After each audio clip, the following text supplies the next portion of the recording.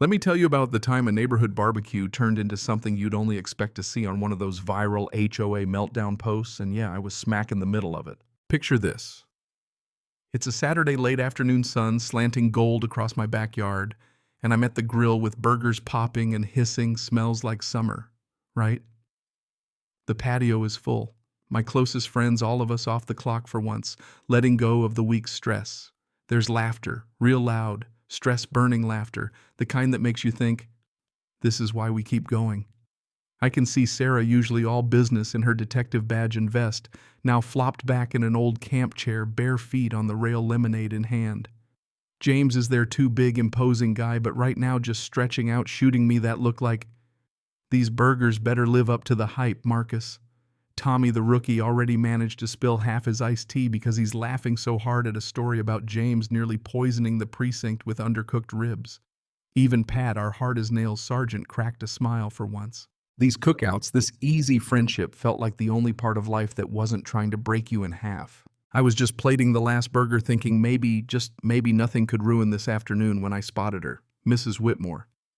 She's standing right on the fence line, one of those people you notice before you even hear them, because the air gets colder.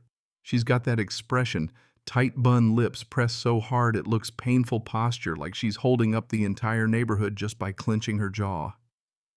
I swear if you looked up permanent disapproval in a dictionary, you'd see her face. Now, Mrs. Whitmore was newish, moved in 6 months back, and in that time she'd become the self-appointed sheriff of every HOA rule you never knew existed. I'd heard she'd already racked up double-digit complaints against neighbors. Her voice came at us like a knife. Excuse me. She didn't have to say it twice. Everybody quieted except the grill still popping away. I gave her a nod, spatula in hand. Afternoon. Mrs. Whitmore. Everything all right? She looked past me, eyes laser scanning my friends. Sarah barefoot, James's tattoos showing Tommy tossing a football. I want to know what kind of gathering this is, she says, her nose wrinkling up like someone dumped out the garbage next door. The HOA has regulations about parties, noise, and I kid you not, the congregation of suspicious individuals. Sarah almost choked on her drink, and Tommy, well, he's got no filter, just burst out laughing. I tried to keep it civil. It's just a little cookout, ma'am. We're under the noise limit and there's only 5 of us here. She doesn't even blink. 6 vehicles in your driveway, she snaps, counting them off. That exceeds the limit. And then I've been monitoring the noise. You've been shouting for hours. That word monitoring set James off. He stands up 6'3" and full of tattoos, just towering over that fence, and says, "We're talking at a normal volume on private property." If Mrs. Whitmore was intimidated, she didn't show it. I know your type. Tattoos, loud music, people loitering. Pat cut her off, voice like gravel. There's no loud music. We're adults. We're having a barbecue. But Mrs. Whitmore had her phone out already. I'm calling the HOA president. And if that doesn't work, I'll call the police. You people can't do whatever you want. Tommy, still chuckling, couldn't resist. You really don't want to do that. Which in hindsight was the understatement of the year. She snapped at him, then turned to me. I'm a taxpayer, a homeowner, and I have rights. Now, all of us in law enforcement were used to handling tough people. But this was different, the kind of pettiness you only see when folks get a taste of HOA power. I tried my calmest, most let's keep the peace voice, but she cut me off, started dialing right in front of us. Yes, hello, I need to report a disturbance. She rattled off my address, ramped up her voice, and this is where it gets wild. She claimed she felt threatened by suspicious individuals, possible gang activity, tattoos, aggressive behavior. I stood there, spatula in hand, watching her make that call, my own stomach sinking, knowing exactly how this was going to play out. Sarah shook her head. James just crossed his arms. Tommy, well, now he just looked mad. And sure enough, 7 minutes later, the patrol car rolls up. Martinez and young good cops, both of them step out, eyes scanning the backyard. Mrs. Whitmore straightens her blouse, trying to look the part of concerned citizen. Thank you for coming, officers. These individuals, Martinez cut her off with a professional smile, notepad out. You called about a disturbance? Yes. They've been loud. It's some kind of gang gathering, too many vehicles. I want them cited. Martinez looks at us, then back at Mrs. Whitmore. And who are these individuals? I don't know. That's the point. Suspicious strangers. Young glanced at me, then at the badge clipped to my belt. They're in his backyard on private property with too many cars making noise? Yes, Mrs. Whitmore nearly shrieked. Martinez turned to me. Sir, do you live here? I do, I said. Marcus Johnson. Lived here 3 years. These are friends from work. We're just having a Saturday cookout. Now Mrs. Whitmore's face started to twitch. Are you going to do something? She pushed.